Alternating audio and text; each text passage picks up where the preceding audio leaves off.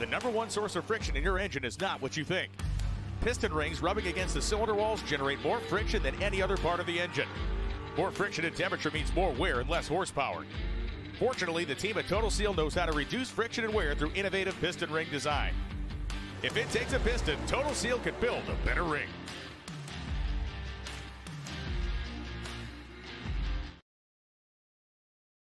It's time for an inside look at the most powerful motorsport on the planet.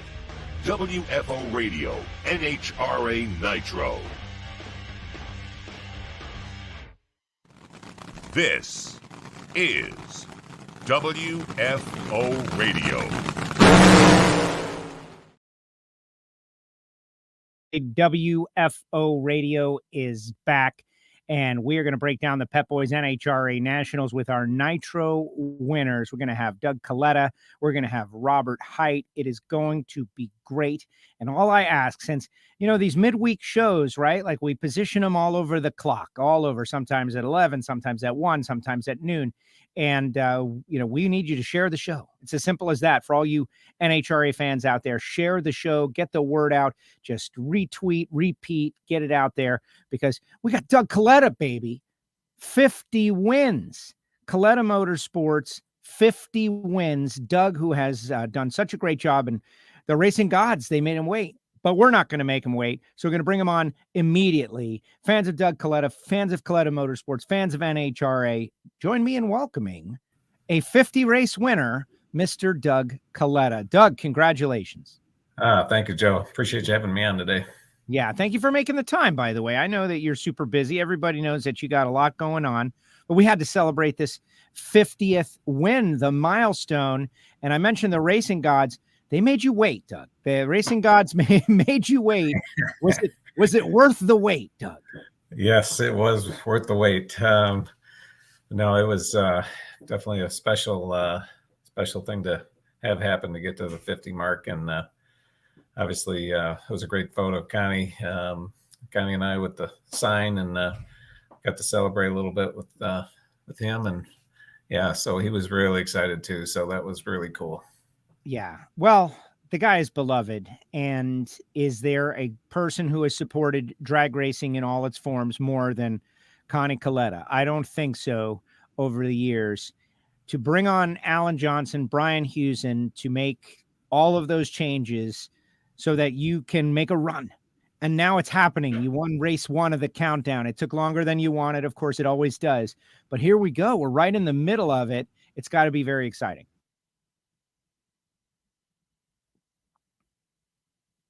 And Doug seems frozen.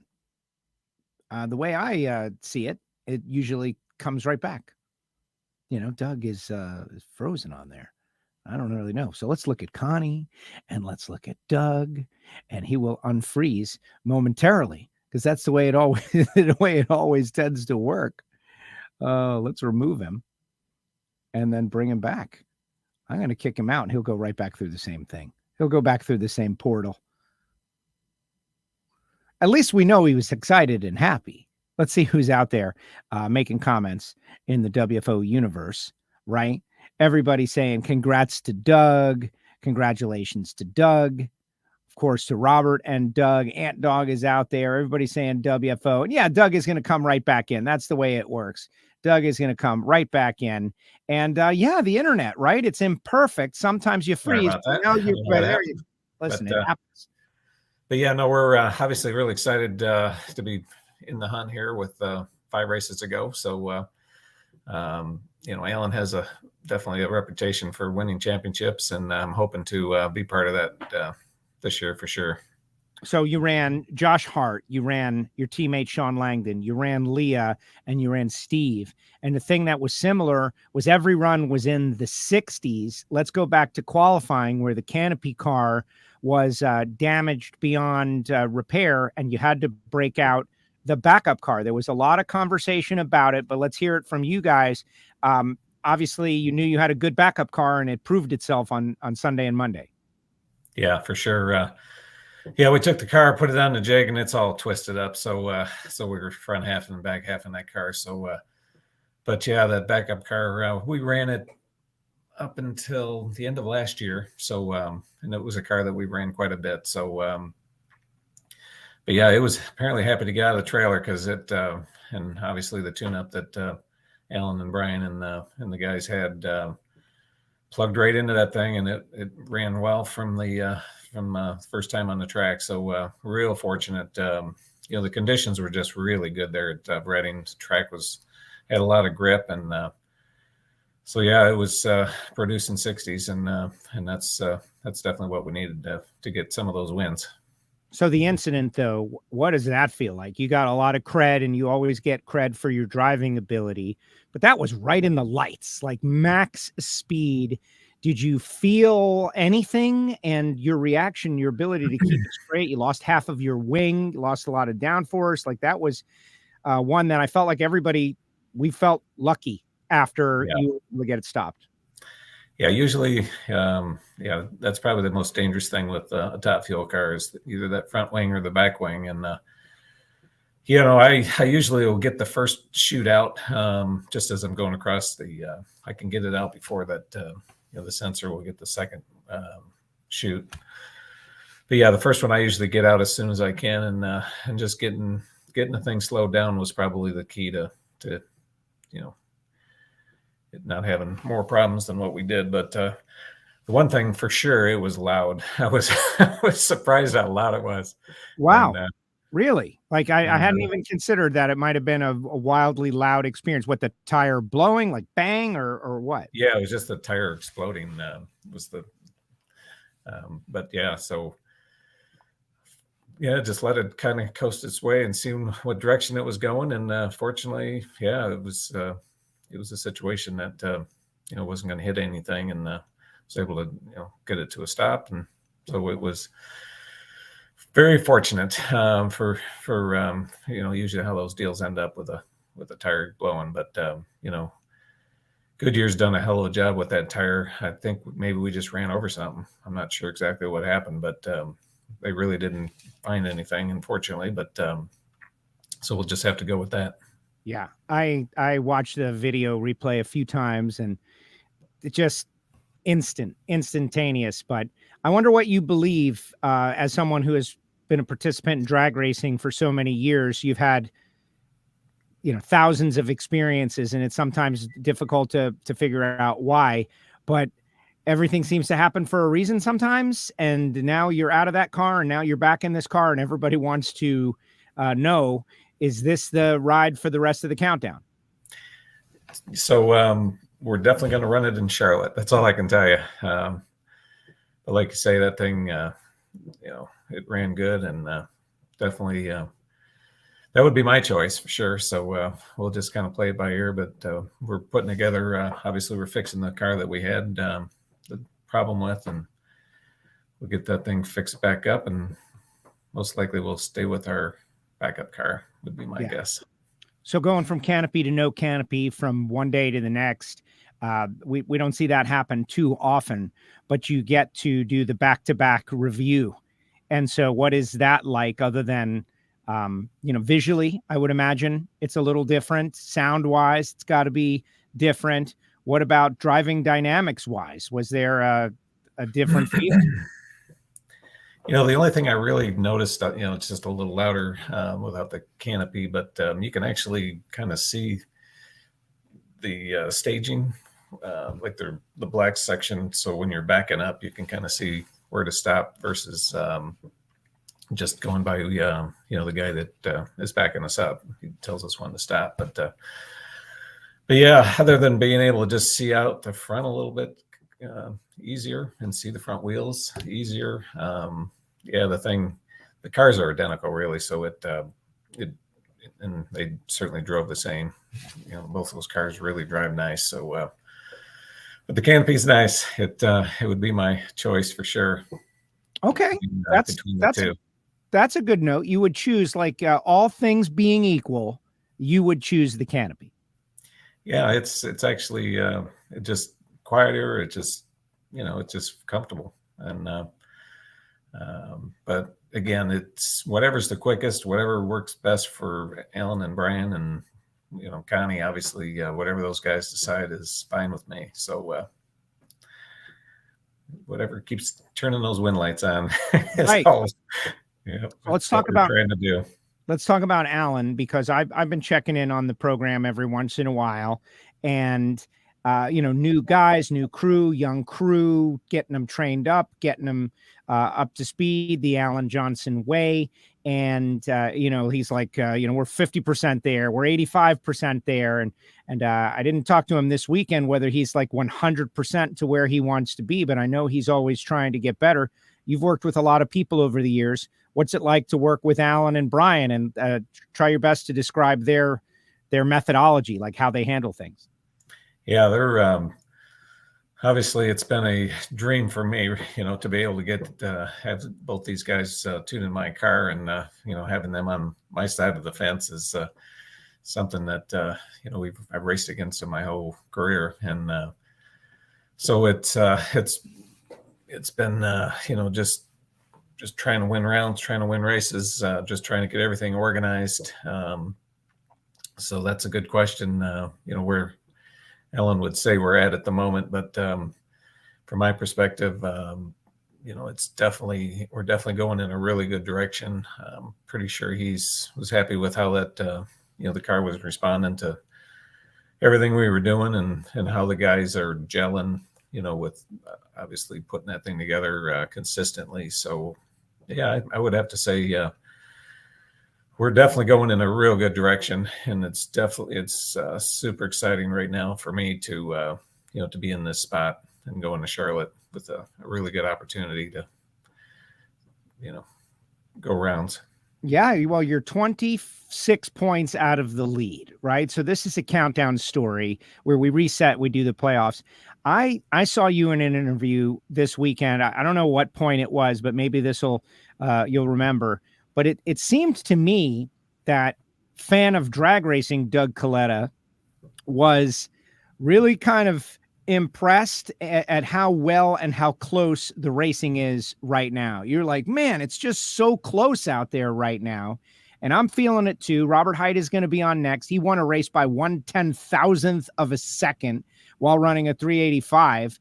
It's just amazing what's happening in NHRA drag racing right now with the level of competition. You've been around forever. What's your take? Yeah, that's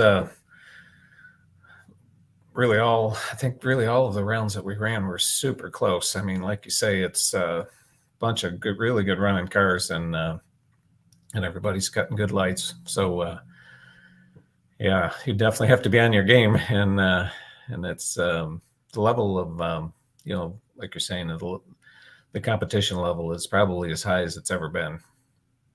Yeah, it's awesome to watch. And you look at that at your uncle, you look at Conrad, we all, he's a beloved figure, but to be able to deliver for him, I mean, I know you want to win for yourself and you want to win for your guys and your team, but to be able to give something back, tangible victory, like win a trophy, like we're getting there, that's got to be the number one thing you're racing for. Yeah, that's for sure. Yeah, he's definitely supported my effort out here, and JR and Sean, and and all the different people that have driven his car. So he just loves drag racing, and we've got it. We've really has only missed a couple races this year, so he's all in. And 85, it's what he does, keeps him young. Obviously, getting around, and it's long days for him out there, and it's what he loves to do. So it's really cool to see him, going to all the events still. Yeah, really cool. Now the next generation is coming on, though. We told the story. Frank Hawley's is a big, WFO sponsor. They've been on board with us for 10 years. And they sent us the press releases, and I don't know, it was like a month ago or something. We got this one, right? The next generation Kalitta boys are out there doing Frank Hawley's drag racing school. And I think that's cool. Was that just a fun experience? Is there something behind it? Are you, you reeling in Mitch a little bit? Yeah, I'm trying to get Colin and Mitch to take some interest, and they both want to continue to, run these things. And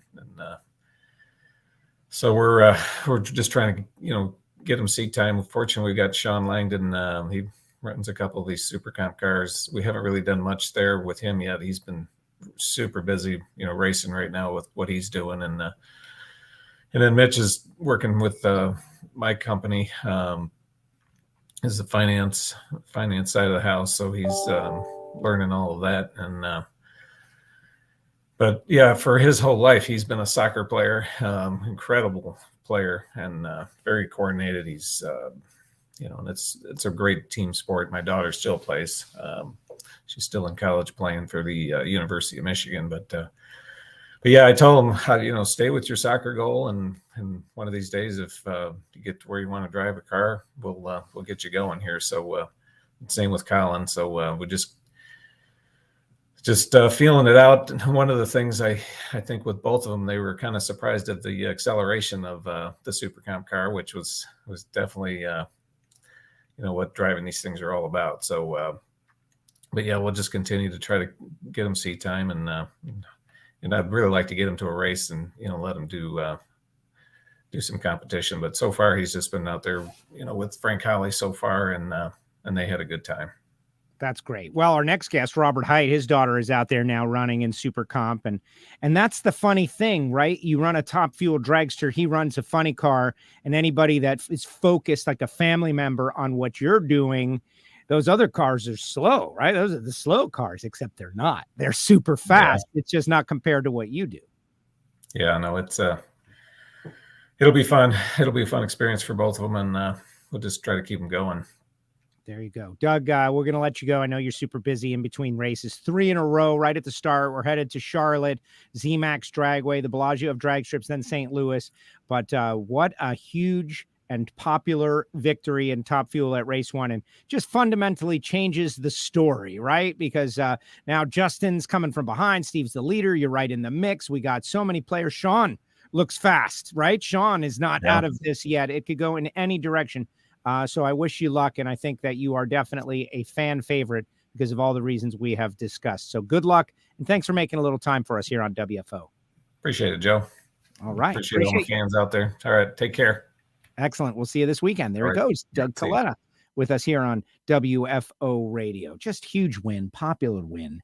Doug Kalitta, a fan favorite. Let's speak with our next guest and get his take, because he's a dad who's got a kid who's running Super Comp now, and he might know a little something as Robert Hight joins the show. What's up, Robert? How we doing, Joe? I'm great. How are you? You won? Doing well. Doing real well. Yeah. Feeling pretty good. You won the race. You took over the points lead. You won a run by 1/10,000th of a second. But what would you say to Doug as advice as a Super Comp dad? Well, it's not a spectator sport. Okay, I'll give him that. And if you're in the stands, it's not much fun to watch. But once you get involved in it and see how hard it is to win and dial a car and make them repeat run after run, I mean, it's a challenge. It's probably harder to win a race in it's not probably. It is harder to win a race in Super Comp than it is any of the professional categories, without a doubt. I mean, the car has to be perfect. The driver has to be perfect. And you got to do that 6-7 rounds. It's grueling. But once you get involved in it and see what it takes to be good at it, then that's a challenge. Yeah. Well, there's a reason, like the Jack Beckmans and the Sean Langdons and so many racers who go on to be champions came up through Super Comp and have that experience of having to be like 00, taking the stripe 00, not running under the number, just craziness. How's Autumn liking it? Is she liking it? She loves it. Yeah, she'll be racing this weekend in Charlotte, so she's excited about that. I came to Indy after Reading and worked on her car most of the day yesterday, and it's ready to go. That's awesome. So if it messes up, it's my fault. Okay. We'll remember that. I'll remember that when I'm on the mic. Robert Hight. He's the reason. Yeah. All right. So let's talk about your adventure. The countdown reset this year. There's been talk about the big 3, or is it the big 4, or who's the most likely to contend for the championship. And it's just been so challenging. Once the points were reset, you went out there, and I would call that a throwdown kind of performance. I've got a vision in my mind of Jimmy with his fist defiantly in the air after the 85 1/10,000th of a second victory. So just kind of walk us through your race weekend, but I want you to key in on that run because, it could have gone the other way. It was that close. Yeah, there's no doubt about it. We started off good. I think we went down the track 3 of the 4 runs in qualifying, and Q4 we pushed a little too hard. We were trying to go low, and in some respects, Jimmy and I talked about it. That may have been a real good learning experience for Sunday and Monday, because we pushed way too hard and knew that wasn't going to work, and kind of knew where the edge was. So sometimes you learn that way too, rather than sneaking up on it.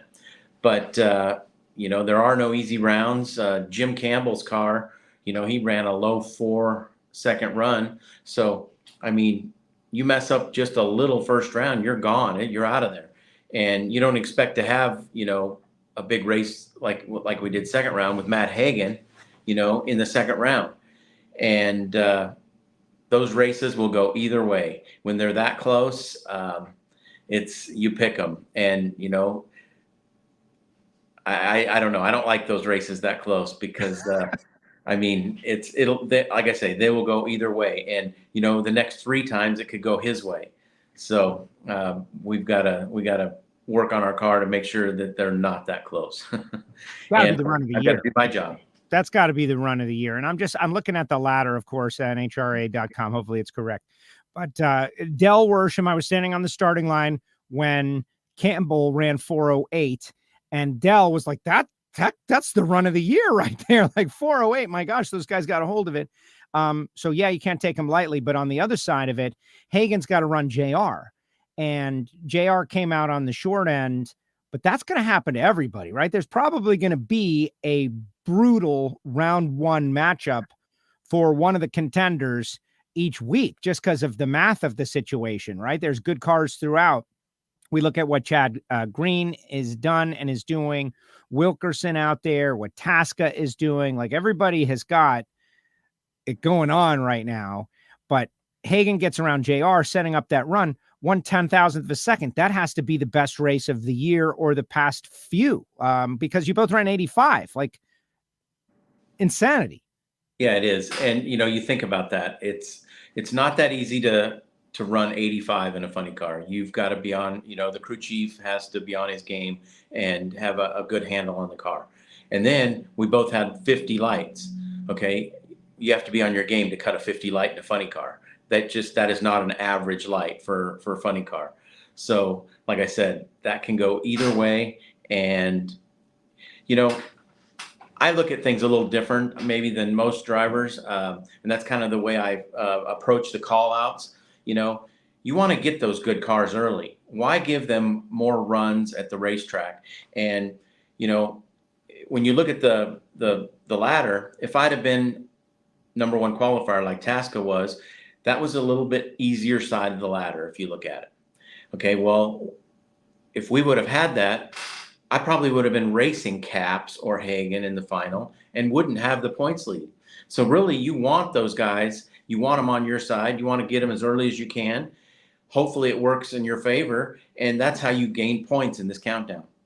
Yeah, that's I'm glad you bring up the call out, because I told you this in the media center at Indy. It was like rapid fire, right? Like you get to be the big call out winner for 24 hours, and then it's the big go, and then everybody just kind of forgets and moves on.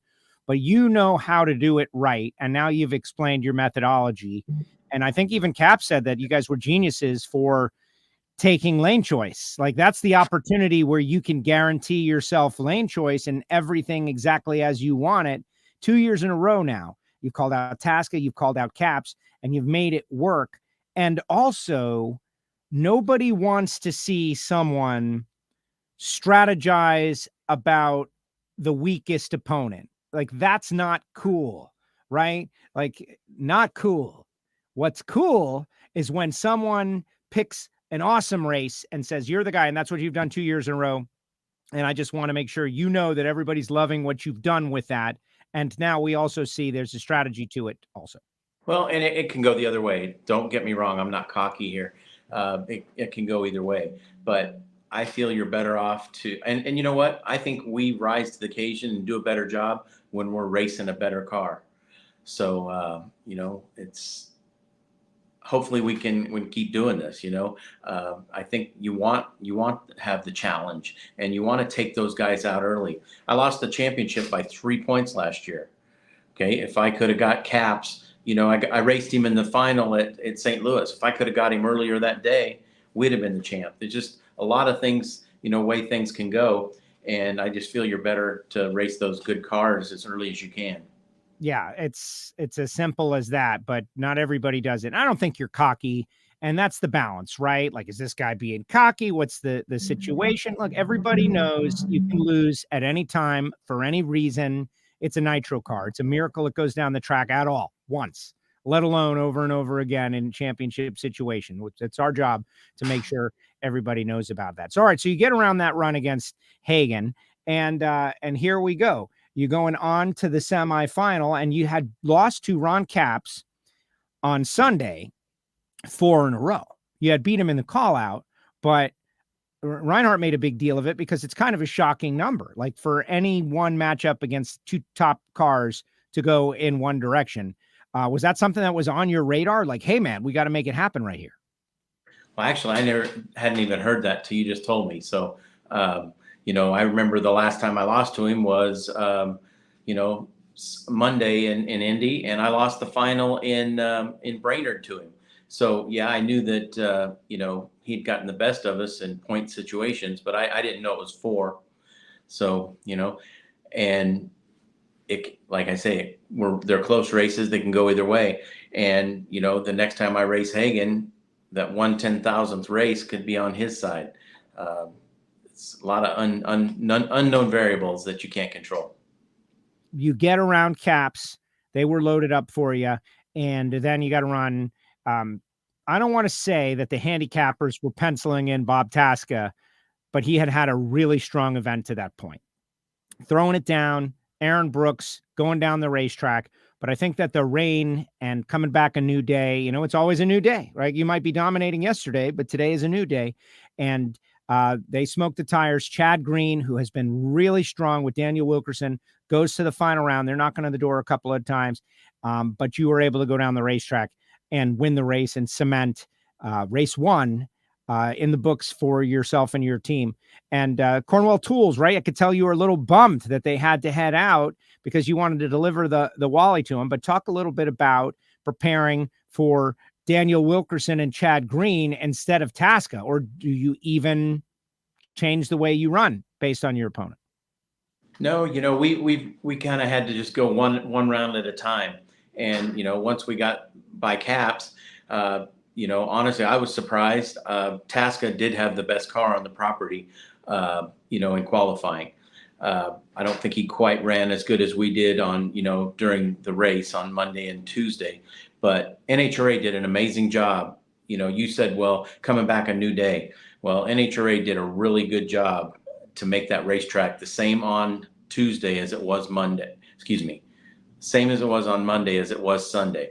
And that's you could see my car. It ran 86 or 85, 86, 85. It doesn't get, more consistent than that with a fuel car. So Chad Green, you've got to do your job. That guy can drive good. And Dan Wilkerson, Tim Wilkerson, that whole crew, they have that thing running really well. I mean, they run a lot of 80s there, and that's pretty impressive. So we knew going up there, we couldn't, just play it safe. We were close to low ET of the entire event within a few thou in the final because we knew we might need it. And it's good to see those guys run well. And I think they're going to be a thorn in a lot of people's side, the next 5 races. Yeah. And it's good to show others out there, like, you can do it. You can get up there and get into the mix. And of course, they got Wilkerson's tune up. Daniel says that flat out, but you got the job done. And I think it was Chicago that we spoke at that awesome media day at the pizza joint, which was great. But, Cornwell, right? You were like almost on a first date with those guys. Like, you really wanted it to go well. Not too many races later, you're winning the race with the scheme, and hopefully they are happy with what you guys are doing. Oh, they are. They were all in the boardroom back in Ohio, and they said, it's they figured that I could hear them clear in Pennsylvania cheering. There was so many of them, and they're all behind what we're doing and the excitement. Just unfortunate that it couldn't be, them there with us on the starting line. But they're going to be in Charlotte, and maybe we can, get 2 in a row here. They were with us at Night Under Fire. We won that. That's kind of in their backyard, and they're just a great company, and it's a lot of fun to see the excitement in them, and that motivates me. You want to do a good job and win for them when they're behind you like this. That is great. Okay, now speaking of cocky or not cocky or emotion or adrenaline, once before, years ago, last year, whatever, in Norwalk you won, and I misheard you say that we're going to go out and sweep the Western Swing. Do you remember that? Yeah, I do. Yes. Okay. Well, did I mishear you say we're going to go to Charlotte and win it? Like, I felt like I heard you say that. You did hear me say it, and okay. I feel that way going into every race. You have to, you have to have confidence in your team and your car and your ability, and yeah, that's the goal. We need to go win Charlotte. And, I think we've got as good a car right now as anybody. If we do everything right, we ought to be right there. I like that. That's what the sport needs. People saying things that are extreme and confident, and we're going to do it. And yes, we are. And there's no accountability for saying something. The worst thing that's going to happen is you're going to lose the race, which is its own punishment unto itself. Anything else going on this weekend in Charlotte? Oh, go ahead. Go ahead and answer. Another thing with that, is what I was trying to get to in my interview is, we went in and we won Reading last year. Okay. And we didn't get it done in the end. We lost by 3 points. So how do you make up for that? How do you do a better job? You go win Charlotte. We didn't do that last year. So we need to go win Charlotte. The way the countdown is, like, I'm still fighting the argument over countdown versus no countdown in my head. And I think the war is over. It's just so exciting to see this compressed and intense thing that happens. But the way you and your experience from last year is right at the front of mind this year. The way you're racing, the stinking 3 points, and Caps told us earlier in the year, he's lost a couple of them by single digits.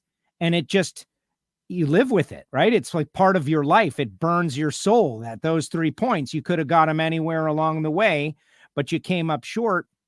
And that doesn't happen, I don't think, without our countdown system. No, it doesn't. I don't want to get started on the countdown.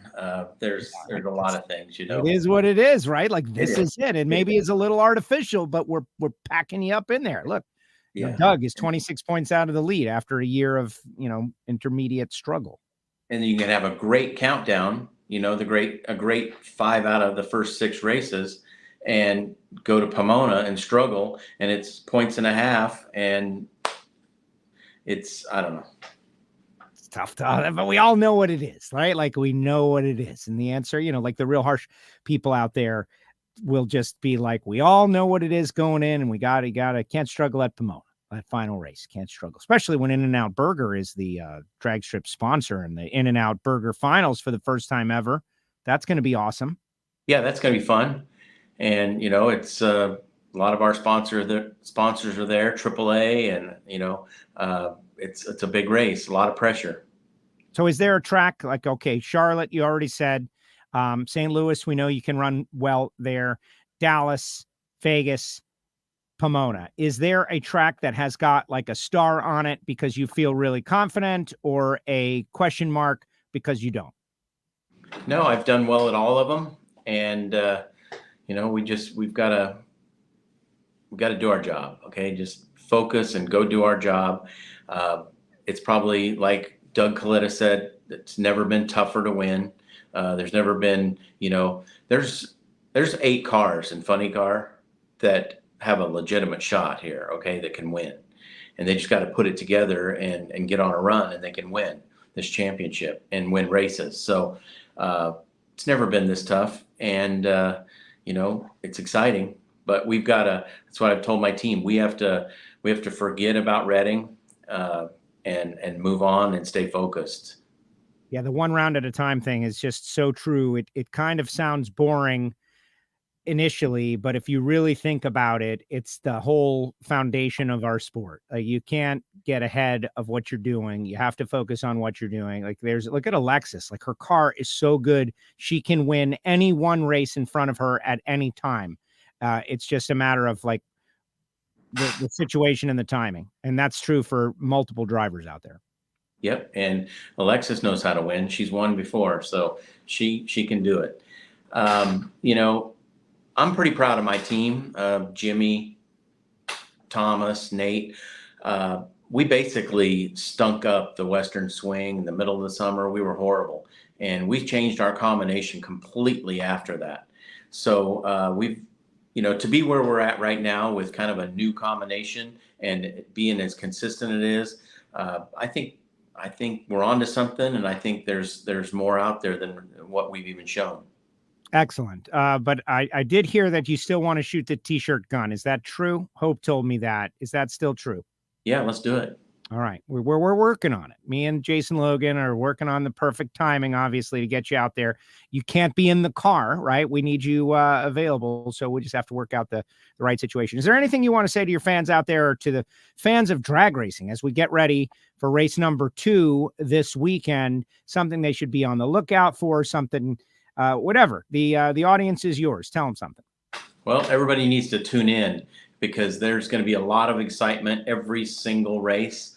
The points are going to go up and down and change in all the classes. There are no dominant cars. I can honestly say that there's nobody that has a dominant car that is just going to run away with it. And you've seen Erica before run away with it. That's not going to happen. Steve Torrence sweep the countdown. That's not going to happen. So I don't think it's ever been more exciting. So fans need to either, get out to the races and see it in person, or make sure you tune in on TV because there's some battles going on. Absolutely. That's it. Go to the races. Go to the races. Like Tony Stewart said earlier in the year, just get out and go to the races. Now is the time. We're headed to Charlotte. That one's always challenged for whatever reason. I don't understand. I think I'm hoping, first of all, you could take the Maple Grove crowd and put it in Charlotte and it won't look like a great crowd, but it obviously was. We just sold the place out. But I'm hoping for a great crowd out there this weekend because of playoff drag racing, and it's never been closer. St. Louis is going to be a blowout. Stampede to Speed is going to be huge down there at Texas. And so we wish you the best of luck the whole way, Robert. Go entertain, keep with the bravado because we like it and you're moving the needle. Okay. Be pretty cool if my daughter and I could double up this weekend. Yes. And remember, if something happens, if it's your fault, like if she goes way under, your fault. No doubt about it. Red light, your fault. One way or another. For sure. All right, Robert, be good. Thank you so much. All right. Thanks, Joe. There he goes. Robert Hight with us here on WFO Radio, that's awesome for Autumn. Now she's got an excuse, like whatever happens, it's Dad's fault. Now, it's super exciting to see Doug and his son Mitch is going to run a little super comp, and Autumn is running super comp, and that's how you do it. That's the stepping stone, except super comp is loaded with, killers that are out there chasing their dream, running dead zero with perfect reaction times. It's pretty amazing. Put your comments in the comment section, guys. Like Sammy Eubanks, the voice. It says, hand him the cannon on the return road. Yeah, the shooting t-shirts, everybody wants to do it. They all want to shoot t-shirts. I would too. I've shot them though. Like Jason Logan was giving me a hard time. Like, how come you don't want to shoot the t-shirts anymore? And it's like, I get to have too much fun as it is already. Like, we got to spread the fun around, right? That's why Hannah's handling the t-shirt shooting these days.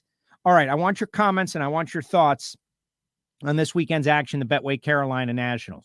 Can Robert go back to back? Can Doug go back to back?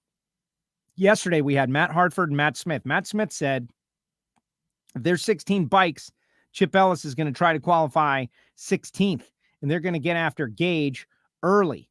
I thought that was very interesting. And maybe if you just want to pick your winners, you can do that right now. Put it in the chat section, and we'll be back in just like a few seconds. For more than a decade, FTI has strived to become the leader in the aftermarket performance transmission and converter industry. We've joined forces with McLeod Driveline Components under the leadership of Top Fuel Funny Car pilot Paul Lee, and now have a larger distribution network, more resources, and more power. Come see us in the pits and ask how you can join the FTI family. It's not cheating, it is the competitive edge.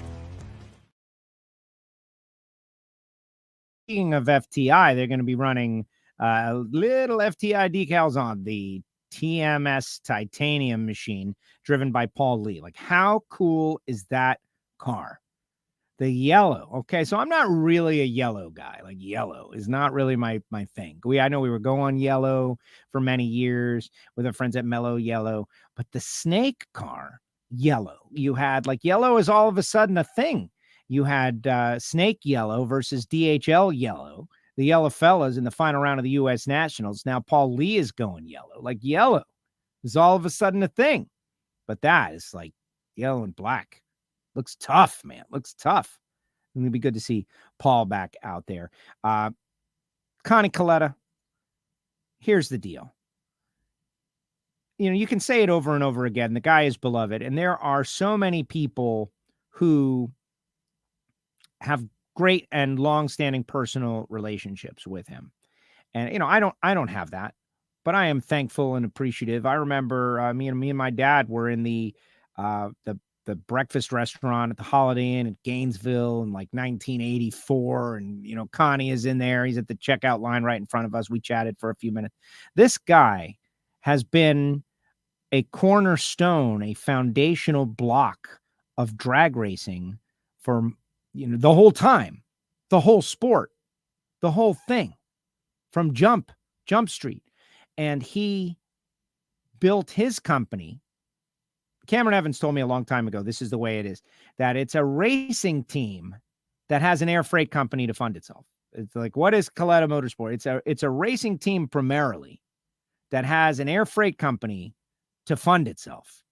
And that's the whole purpose of all of that Kalitta Air stuff, is to continuously sustain the racing team, which I think that's awesome. You know who else does that? Like Ferrari.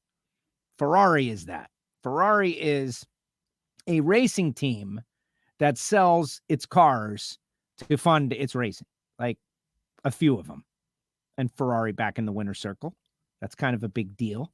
Kalitta back in the winner's circle, kind of a big deal. Everybody wants to win the championship this year. Steve Torrence and Justin Ashley and Brittany and Tony Schumacher throws himself up into the mix. They all want to win the championship. But if they can't win the championship for whatever reason, the racing gods say no this year, I don't think anybody would be disappointed if Doug won the championship, because the guy has just got years and years of goodwill built up. Like, people want to see them do well. And you know, Alan Johnson has got more trophies than anybody. But I was happy for Alan and Brian also, because they were under, and still are, tremendous and intense pressure brought over to Kalitta Motorsports to deliver the championship. And the results hadn't been there just yet. And now the results there. They broke through. They got to win. And there's just something about getting that first one in a new situation. And it always takes longer. That's what I have learned in my short time, 15 years of being out there. Like, I think I'm in my 13th year. I don't know, but I've been a drag racing fan for life. Like, you can hire all the people and you can buy all the parts and you can get them all together on January 1st of whatever year. And your plan could be whatever it is, but it's going to take much longer. It's probably going to take a year longer than your plan. So make your plan and then add a year, because it's just so hard to catch up to everybody that's already doing it, and everything is going to change a couple of times along the way, and you're going to have some setbacks, and, people that you hired aren't going to work out, and they're going to move on. They're going to go somewhere else, going to start a flower shop, whatever. It's always going to take longer than you plan, and you got to build that in. But to see Alan Johnson and Brian Houston, like, feeling good, like doing what they do, which is throw down, running in the 60s on a consistent basis, all 4 rounds. Got Steve Torrence in the final round. Just amazing. But it was really good to see Neil and Leah's car throw down in the 60s. When we get to Vegas and Pomona, watch out. Watch out. And I'm done with the heat anyway. Done with it, guys. Let me tell you about our other WFO radio sponsors. I see some comments queuing up there. I want your picks for the race. Yes, go ahead and make some picks. And your thoughts on the weekend, because there's a bunch of stuff going on out there. We're going to have some athletes. We're going to have a bunch of good stuff. But these are the people that make this show possible, guys. Total Seal Piston Rings, of course, and FTI Performance Transmissions and Torque Converters. But also the folks at Foggett, Gary Stinnett. Cans like this. The other day, I'm out there working. I'm putting brake rotors on my car. I have a 2006 Cadillac CTS-V, the V1, the first rear drive manual transmission LS2 Cadillac that ever existed. And I had to have one at the time, and I got it, and still my favorite and personal car. But the brake rotors were warped to all heck. So I was swapping them. Well, the wheel studs back there were rusted to all heck. And I'm like, what am I going to do? Hit it with a little Foggett, probably punching down for Foggett, but hit it with a little Foggett, the wire brush. They were perfect. And now there's a rust inhibitor on there. So there's not going to be any more corrosion because I had the bottle sitting around. Now you're supposed to use it on the inside of your cylinder walls to protect them at the conclusion of a race day. That is the prime directive for Foggett. They have a contingency program. Just get yourself a case, and then you can get paid when you win at the divisional level. Go to FOGGIT to find out more information. There's Bernie Speed Shop. If you're looking to sell your classic muscle car, your exotic car, Josh Hart is looking for inventory. They've got a 97% success rate. They're looking for inventory. So if you're looking to buy, they've got inventory. If you're looking to sell, they need your inventory. They also sell e-bikes at Bernie's. And I know it's a long time ago, pre-Gator Nationals, but that was my first time over there. And to see the atmosphere that Josh and the team have created at Bernie's, it's really great. And we are honored to be supporting them. And then, of course, Phillips Connect, smart trailer technology, Phillips-Connect.com. An ounce of prevention is worth a pound of cure. It's as simple as that. You got trucks and trailers going over the road. They're delivering. They're picking up. They're going about their business. When do you make money? When they're rolling over the road. Definitely not when they're stuck on the side of the road with a wheel bearing or a brake issue or an air issue. What's up with your load? Are you loaded? Are you not loaded? There's countless sensors. And Jim Epler put this whole thing together, and it's smart trailer technology for people in the transportation industry. And you can reach out to them, Phillips-Connect.com. But if you'd like a personalized introduction, I can handle that for you as well. Joe at WFOradio.com. And I'm more than happy to do it. Plus, our great friends at Frank Hawley's Drag Racing School, which if it's good for Doug and for Connie, then I think it should sell itself to you guys. Now, they went and got their Super Comp license. I think you should go on the Dragster Adventure, and it makes a great holiday gift. FrankHawley.com. They'll send your loved one a certificate that can be redeemed wherever and whenever they want, because it travels around, right? Like, you don't want someone flying to Gainesville when they can go to their home track right next door. And so that's up to them. But you get them the gift. Of course, it started like $399. It's an amazing deal for what you're getting. A day of learning and experiencing at the Dragster Adventure. Of course, samtech.edu, the School of Automotive Machinists and Technology. You can learn to become a machinist, a CNC programmer, an EFI tuner at samtech.edu. And then there's Marvin Rodak, which I am super excited. Look at this, guys. Look at this. Look at this. The Stampede of Speed Reserve. Marvin Rodak is already geared up for the Stampede of Speed. And he has sent me a bag of this very special coffee that can be yours as well. Call him 817-924-6821. Say, Marvin, I want the Stampede of Speed Reserve so I can be ready and enjoy a little coffee when I'm getting my free tickets. Speaking of which, you want free tickets to the Stampede of Speed? All you got to do is scan that QR code wherever you are. Sign up. You're going to get tickets for the Monday through Friday, including Friday of the Fall Nationals at the Texas Motorplex. We want to pack that house for the Friday Night Live. It is going to be great. I got invited to the media race yesterday. What does that mean? Am I hosting it? Am I racing in it? I don't know. But here's what I'm going to do. I'm going to go out there and play like I don't know anything. I'm going to put it in reverse and, stumble bump. And I'm going to try to sneak my way into it and win it. That's the plan. All right, let's see what everybody else has to say out there. Come on, guys. I'm stalling for you for comments. But now they know the sponsors, which is great. All right. Steven says, good luck and see you in Dallas. Yeah, we're doing our Patreon meetup. We got this Patreon listener club, and they're all coming from around the world to meet up at the Stampede of Speed. And it's going to be exciting. Tickets are on sale for the Champions Dinner, guys. They are on sale now. Single tickets for the Champions Dinner. So there's only like 200 seats available. I would love as many WFO listeners and Patreons there as is possible, right? Let's see. Team Cornwell rules. Team Cromwell also rules. Just saying. Go get him, Robert. You guys got this. Shout out to Glenn Cromwell. When are you heading out to zMAX? Asks Justin.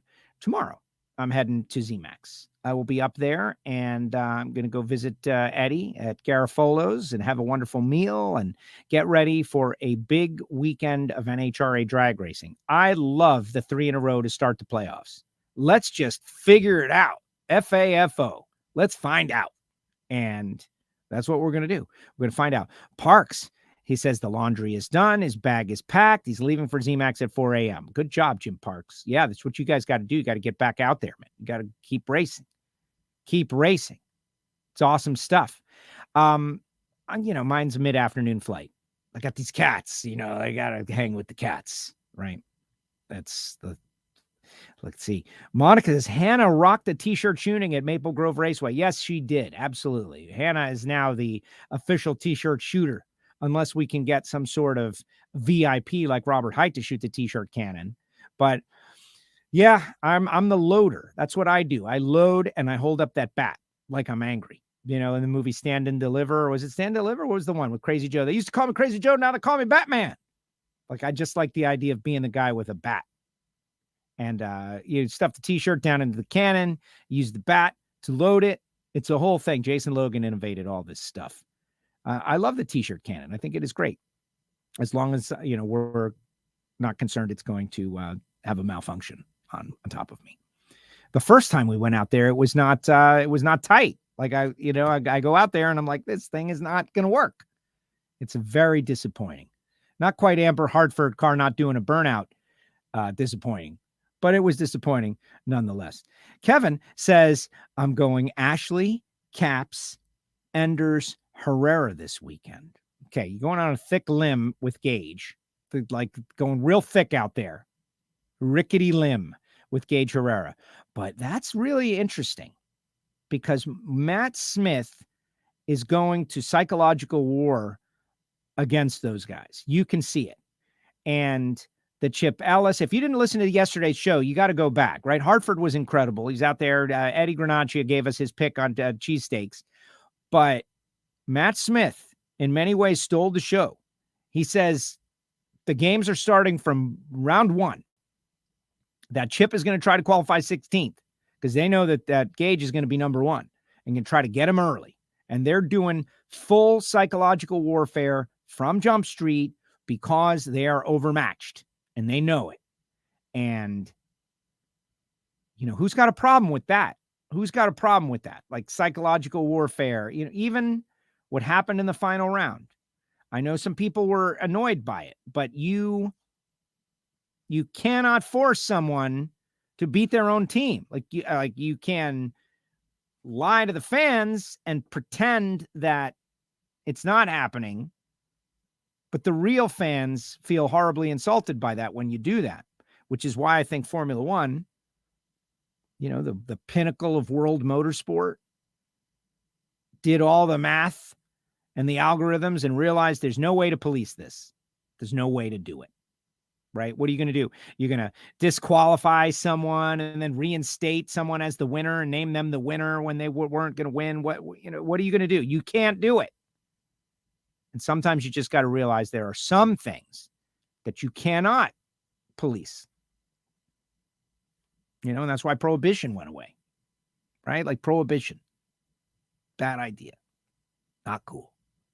Let's see what else. Castello's talking about stuff other than racing. I'd still love to see John Force win at least one race and have Chad Green finally get his initial. Lonnie. Yeah, of course. Let's see Force get up into the championship hunt. John Force has got a fast hot rod. He's going down the racetrack. He's taking it very seriously. Nobody, certainly not on WFO, has counted out John Force, the 16-time champ, ever at any point. I am a firm believer in John Force and John Force Racing. And by the way, John Force tends to run real well at zMAX Dragway. So don't count out John Force. Don't count him out. Definitely not. Of course, I think everybody on all the drag racing would love to see John Force get a win and put his name into the mix. I think their ratings would go up. Anthony, sweet looking ride. Talking about Paul Lees, of course. Connie is such an icon. Just awesome to see him out at the tracks. It's really true. And I don't talk to Connie a lot. My natural programming is something like this. When you've got people talking to you all the time as it is, you probably are annoyed by it, whether you admit it or not. And so that's where I give you space. Like Fletcher Cox is out there right now. Everybody is. I would have liked a selfie with Fletcher Cox. That would have been cool, for the Instagram, for the IG, Joe and Fletcher, buds. But they were swarming him, man. They were swarming the guy. The guy's coming out to the drags to have a good time. So leave him be. That's kind of how I feel about Conrad. He's got everybody coming up to him all the time. Oh man, legend, Connie Kalitta. I can admire from afar. Anthony, my only beef with the sticker I got, so it's so big there's no room for anyone else on my number plate. I don't know which sticker you're talking about, dog, right? It can't be a WFO sticker. Our stuff is only 4 inches. The sticker. Jeff Rice, racing started Connie in the air freight biz. Ford Pistons, and Connie got Pistons delivered overnight. There you go. Thank you, Jeff Rice, for the little history lesson. Exactly. I hope Stubo has some Stampede of Speed coffee for the meetup. Yeah, maybe you should order some, Scott, and have Marvin deliver it to the track. You can't rely on Sue to provide coffee for everybody at the big Patreon meetup. Randall Caps. So where is the beef jerky? Which, the unlimited beef jerky? I don't the Tommy D beef jerky?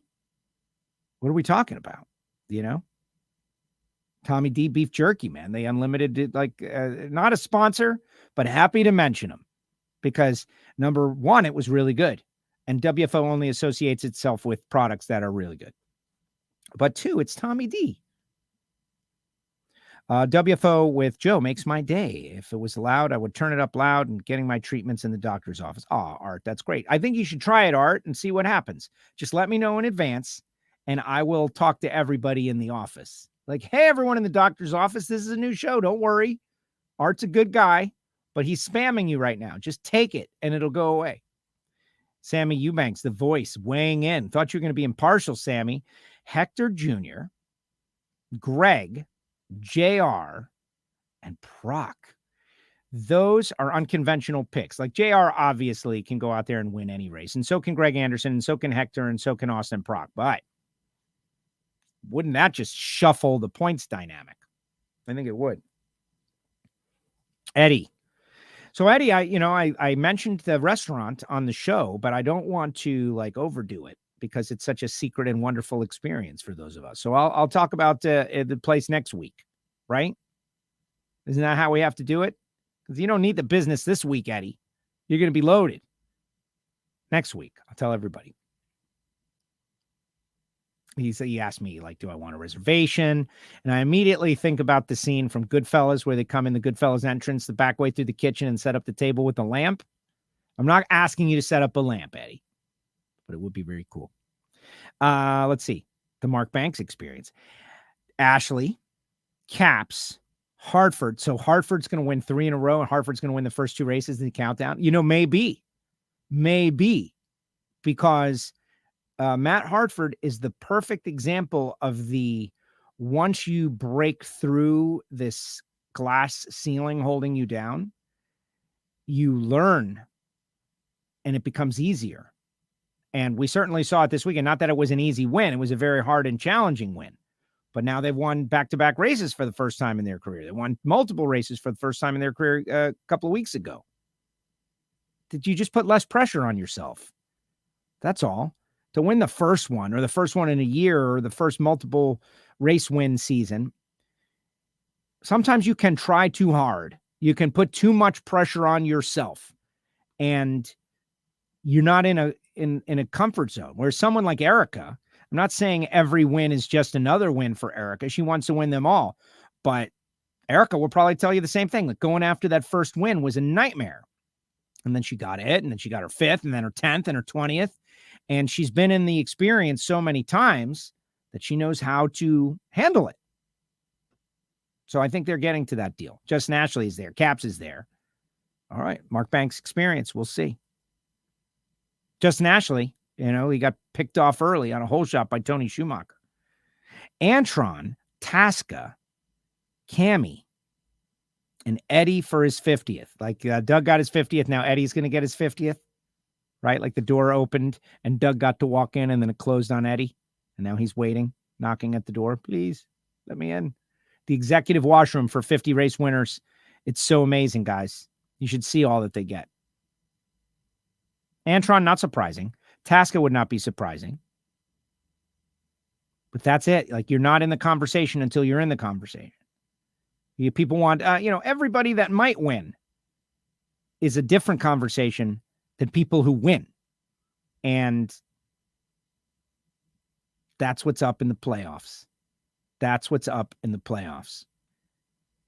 That's why it's so great. And as much as, some people, don't get it for the entertainment value of it, it's through the roof. Let's see. Scott, Justin Ashley, Chad Green, Derek Kramer. Yeah, those guys, let me tell you, the Get Biofuel team, that car left like bat out of hell and shook like further down the racetrack than cars typically shake. Doesn't change the fact that the Get Biofuel team has their best shot that I've ever witnessed at winning a championship, and also their highest possible points position since they've been running, as far as I'm concerned. They had 4 consecutive final rounds earlier in the year. Derek is driving well. So, when these opportunities present themselves, after you've spent all this money over all these years to finally get in position to be able to do something special, you've got to take advantage of it. You've got to take advantage of it. All else should fall by the wayside. Let's see. Jim Parks had an order from Beef Jerky Unlimited show up last week. The best jerky made, some of the best people. Yeah, well, first of all, it could be shoe leather. And if Tommy D is selling it, like, I'll be into it. But it's not. I tried it in Indy for the first time, and it was great. Chad Green is my pick. Bobby Bender, glad Doug won. Good to see you, Bob. Good to see you.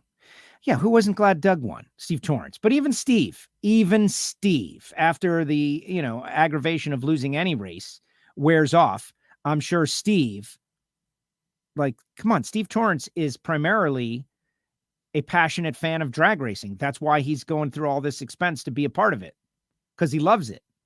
And I have no doubt that Steve Torrence loves Doug Kalitta. But nobody's going to let Doug Kalitta win anything. That's not what the sport is. Nobody lets anybody have anything. Otherwise, it would stink. It would not be cool. I love the Jerry. Spicier the better. Yeah, they have a lot of flavors. I had no idea. Tater. Can't wait for St. Louis. Anthony Troyer got himself a fast hot ride. One of my great experiences from this weekend, I know the Nitro cars are the stars. I get it. I had just finished up working on NHRA on Fox. I guess it was Saturday. And I had headed down to the TV compound. And to come back, I had to stop under the Sunoco Vision and just stand there and watch, I guess it was round 1 of FlexJet Factory Stock Showdown.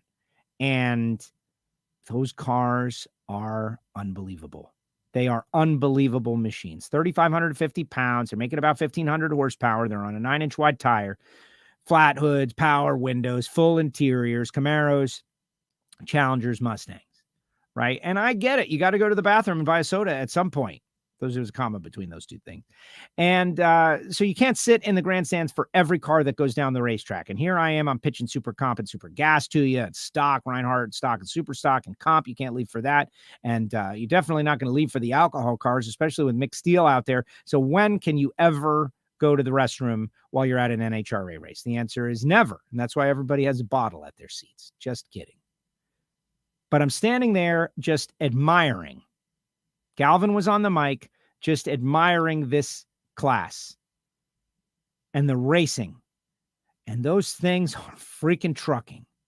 They are getting after it. Watching them from the stripe from 1,300, feet, 1,200 feet. It's amazing. 180 miles an hour in a 3,500 pound car in a quarter mile. That's insanity.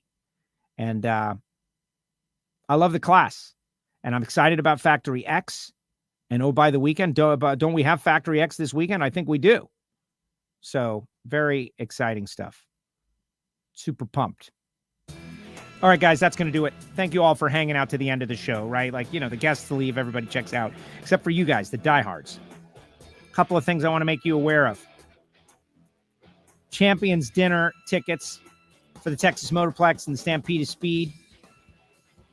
We had a great time last year. We're going to have a great time this year. I have no idea. I'm probably just going to go the exact same outfit, right? I can do that. Project Pontiac continues on. Follow our social media feeds. Good things are happening there. People are coming on board to support Project Pontiac. WFO swag on sale. If you have the mobile app, just go to more and then swag, and you can get your WFO gear.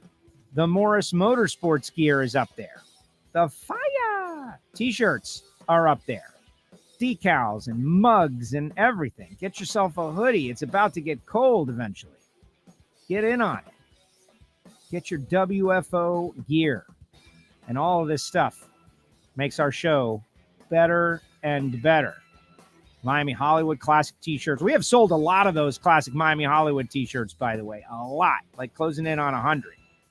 Is that a lot? Feels like a lot to me.